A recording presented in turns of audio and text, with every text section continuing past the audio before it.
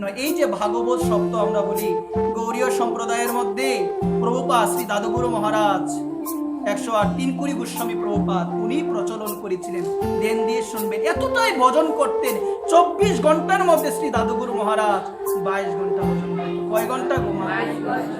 মহাজনের কথা শুনতে হয়, মহাজনের কথা শুনতে হয়। ভজন কেমন জিনিস, অনর্থক আলোচনা নেই, কিচ্ছু না, সারাক্ষণ ভজন ভজন করতেন। করতে করতে যখন অন্তিম সময়ের দিকে এসেছিল, এমন হয়েছে অভ্যাসে যে মালা নিতে হয় না, হাত দিয়ে এভাবে আপনা আপনা হাত চলতে থাকে, এমন হয়েছে আপনা আপনা চলতে থাকে, এটা হলো অভ্যাস। এত ভজন করতেন। একদিন যখন শয়নে যাবেন, শয়নে তো তেমন বেশি যাই না, মন দিয়ে শুনো মা, শয়নে তো তেমন বেশি যাই না, একটু শুয়েছে।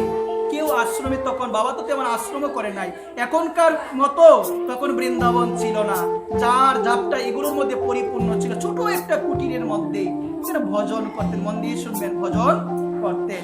তো একদিন কি হলো, যখন শয়নে যাবেন, মানে শুয়ে আছেন, একজন না চরণ টিপছে বাবা, জুড়ে জুড়ে। কি করছে গো মা? চরণ। বাবা বাবুলো মনে হয় শিশু, ডাক দেয় কে কে, কেউ জবাব দেয় না। মন দিয়ে শুনে, কেউ কি করে না গো মা, কেউ জবাব দেয় না। চরণ জুড়ে জুড়ে টিপছে। বলছে কি গোবিন্দ দাস বাবাজি তুমি এসেছো? শিষ্য, বাবার এক শিষ্য। কি বলছে? বলছে কোনো জবাব নাই, কিচ্ছু নাই, চরণ টিপছে। একটু পরে সে চলে গেল। মন দিয়ে শুনবেন। তারপরে যখন বাবার শিষ্য এসেছে, কে এসেছে গো মা? আসার পরে বলছে তুমি কি একটু আগে এসে আমার চরণ টিপে দিয়েছিলে? বলছে না বাবা, আমি তো আসি নাই। তাহলে কে টিপলো?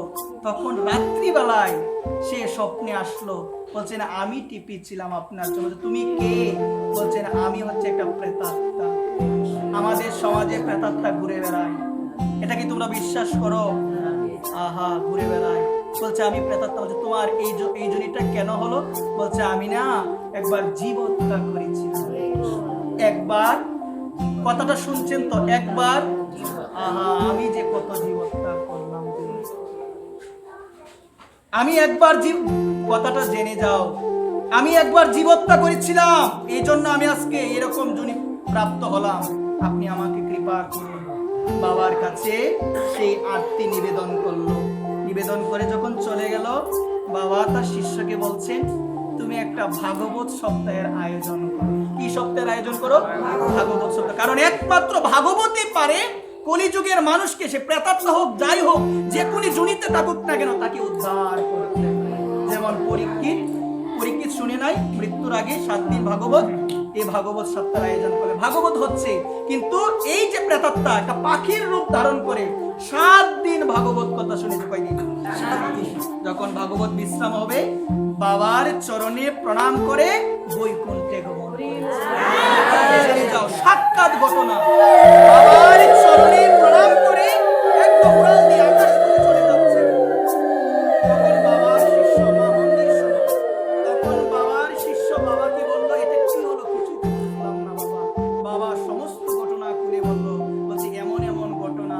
তাহলে এর থেকে প্রমাণ হয় মা, একবার জীব হত্যা করে যদি এমন অবস্থা হয়, আমি আমার জীবনে একদম ছোট থেকে এত জীব হত্যা করলাম, একটাবার ভাবি না আমার যে কি গতি হবে। চাইলেই সব পারা যায়, আকাঙ্ক্ষা করলে সব পারা যায়। পরিবারের দোষ দিলে কিছু হবে? তুমি চাও না, তুমি অন্যের দোষ দাও, পারি না বাবা, পারি না। চাইলে সব কিছু পারা যায়। নিজের ইচ্ছা শক্তির মাধ্যমে, নিজের যদি শ্রী গুরুদেবের কৃপা শক্তি থাকে, সমস্ত কিছু আস্তে আস্তে ধারাবাহিকভাবে ক্রমাগতভাবে অভ্যাসের মাধ্যমে সমস্ত কিছু সম্ভব হবে। কিন্তু আগাতে তো হবে অভ্যাসের মাধ্যমে। তুমি যদি পিছিয়ে থাকো হবে না, তোমাকে আগাতে হবে। এক পা আগাও, দেখো ভগবানই তোমাকে ধরে নেবে আর ছাড়বে না। একবার প্রেম